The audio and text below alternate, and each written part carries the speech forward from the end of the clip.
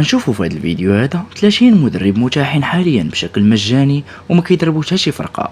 لو كنت انت رئيس الفريق ديالك، شنو المدرب اللي غادي يناسبك واللي غتعاقد معاه؟ المدرب هو العقل ديال الفريق اللي كيرسم الطريق واللي كيعرف كيفاش يخلق الهويه.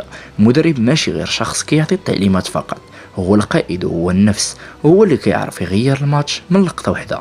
المدرب هو اللي كيعرف كيفاش يبدل الذهنيه ديال الفريق والضعف للقوه، من الخوف للثقه ومن الشك للايمان. كاين اللي كيعتمد على التكتيك، وكاين اللي كيعتمد على الحماس، وكاين اللي كيعتمد على الروح قبل اي حاجه. الوجوه اللي كتشوفوا قدامكم ماشي مجرد مدربين عاديين، هاد الناس عاشوا المجد، وقفوا فوق البوديوم وسمعوا الجماهير في الملاعب كيصرخوا بالاسماء ديالهم. ناس دربوا انديه كبرى ولعبوا نهائيات وربحوا القاب، لكن كيف ما كيعرف الجميع الكره ما فيهاش الضمان. دابا حاليا المدربين ما عندهمش انديه، لكن عندهم الجوع ديال العوده، الطموح ديال الانتقام من الماضي، والشغف باش يثبتوا للعالم انهم ما سالاوش وباقي غيعطيو. كاين اللي عاش الاقاله المؤلمه، وكاين اللي خرج من الباب الضيق، وكاين اللي اختار الصمت باش يرجع اقوى. هاد اللحظه كتفرج في العالم، كل واحد فيهم كيسول راسو فين غتكون المحطه الجايه ديالي. ولا مدرب عنده فلسفه خاصه ديالو، كاين اللي كيعتمد على الكرات الجميله والمرتدات السريعه، وكاين اللي كيبني الفوز على الدفاع الحديدي ديالو. بعضهم كيامن بالسيطره على الكره، وبعضهم كيعتمد على المرتدات.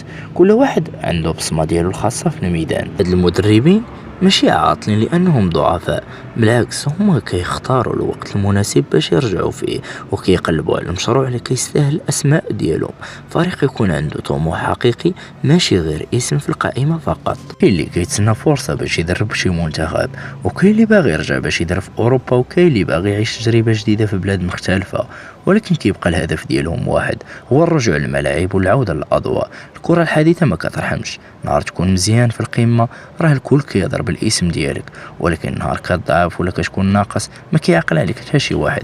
المدربين اللي كتشوفوا في هذا الفيديو عاشوا المجد وعاشوا الضغط والنقد، وتحملوا كل انواع اللوم والهجوم، مع ذلك بقاو مدربين واقفين، ولو يرجعوا للميادين غيعطيو كل ما عندهم.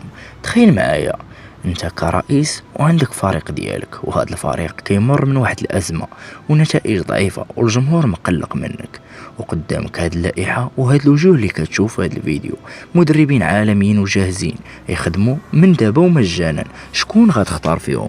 القرار ما سهلش، لان المدرب ماشي مجرد شخص جديد على الكرسي، راه هو اللي غادي يحدد مصير الفريق ديالك بالكامل. شكون غتختار فيهم؟ خليو لي رايكم، اراكم في التعليق.